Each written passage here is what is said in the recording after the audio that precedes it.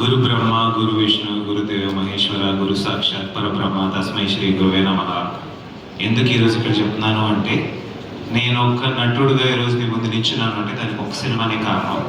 కథ just yellow అని ఒక నేషనల్ అవార్డ్ విన్నింగ్ బ్యానర్, జినీలియా గారు హీరోయిన్, ప్రకాష్ రాజ్ గారు విలన్, ముక్కు మొహం తెలియని ఒక కొత్త హీరో ఆ చేసిన డైరెక్టర్ గారు. Thank you so much sir. First of all thank you ఈ లైఫ్ నాకు ఇచ్చినందుకు.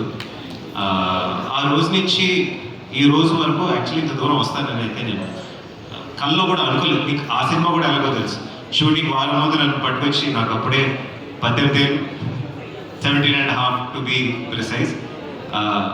అండ్ ఈరోజు మళ్ళీ ఈ సినిమా కూడా 10 రోజులు నేను పెళ్లి చేసుకుని హనీమూన్లో ఉంటే ఫోన్ చేశారు, అరే సినిమా చేస్తున్నావు అలాగా మళ్ళీ నువ్వు కావాలి అంటే, సార్ హనీమూన్లో ఉన్నాను, మరీ ఇలా వచ్చేస్తే బాగుండదు, ఓ వారం ఆగండి సార్ వచ్చేస్తాను అని వచ్చాను. అన్ఎక్స్పెక్టెడ్గా కాస్మోస్ విల్ డిసైడ్ అని అంటారు కదా, మన మేనిఫెస్టేషన్ అవి అని చెప్పి చాలా రీల్స్ అన్ని పైన ఈషా అన్నట్టు మళ్ళీ ఈరోజు కలిసాను sir. Definitely it's for a destiny. ఈ డెస్టినీ మళ్ళీ కలిసినందుకు నాకు it's one of the most important moments in మళ్ళీ. థ్యాంక్ యూ వెంకట్ గారు, ఈ సినిమా చేసినందుకు. మీరు చేశారు కాబట్టి జరిగింది.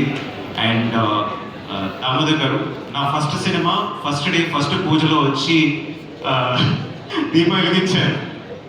అలా మా జీవితంలో దీపం వెలిగించినట్టు మళ్ళీ ఈరోజు it's so proud to me పేరు కింద రావడం self is huge honour sir. Thank you so much.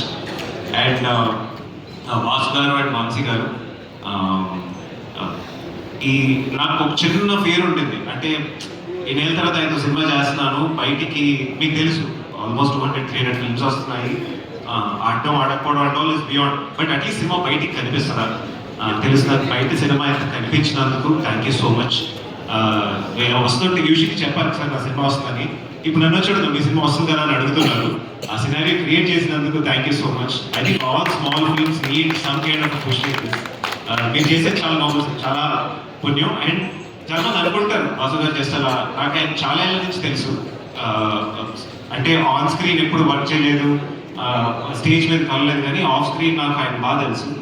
The reason ఆయన ఇక్కడ ఉండేది కూడా నేను చాలాసార్లు అనుకునేవాడు, 24 hours is ready to work. నేను చూసాను నైట్ 1:30 ఫోన్ వస్తుంది, మనిషి తీసుకుని పక్కకి వెళ్తాడు. డిన్నర్లో ఉంటాం, తీసుకుని ఫోన్ పక్కకి వెళ్తాడు. నేను చెప్పేవాడు నేను అంత చేయలేను, నాకు అంత సక్సెస్ వద్దు. And hats off have to way you are అంటే.